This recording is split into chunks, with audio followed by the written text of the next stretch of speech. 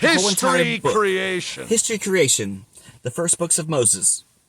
Now, we all know that God spoke everything into existence. He is the Big Bang. Big Bang, bang, bang, bang, bang. In the beginning, God created the heavens and the earth. The beginning is time. The heavens is space, and the earth is matter. Time, space, and matter must all coexist at the same time, or the universe would be unbalanced.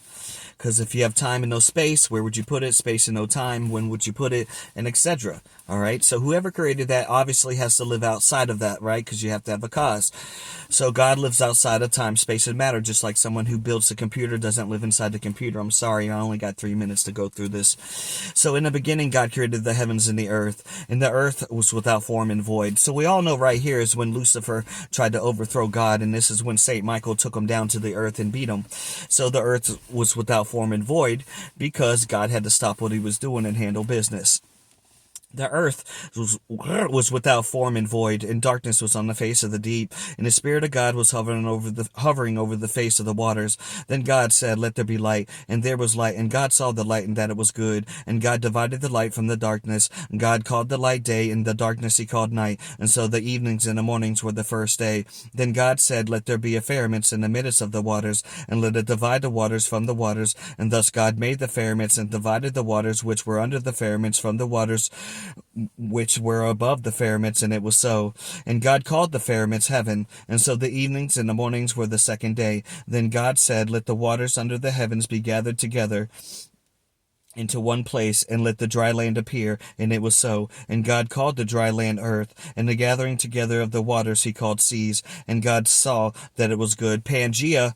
And then God said, "Let the earth bring forth grass, and the herbs that yield seeds, and the fruit trees, and that yield fruits according to its kind, whose seeds in itself on the earth." And it was so. And the earth brought forth grass, and the herbs, and the yield seeds according to its kind, and the trees that yield fruits, and whose seeds in itself according to its kind. And God saw that it was good.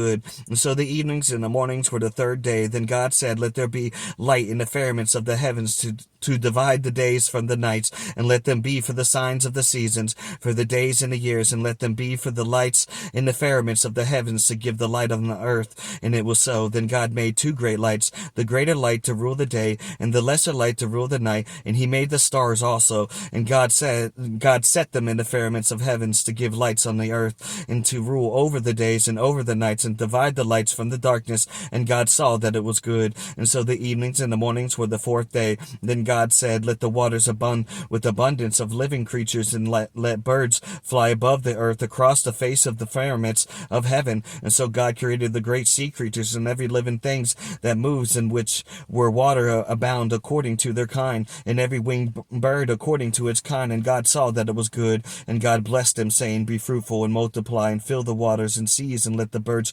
multiply on the earth." And so the evenings and the mornings were the fifth day. Then God said, "Let the earth bring..." Oh, we're too late.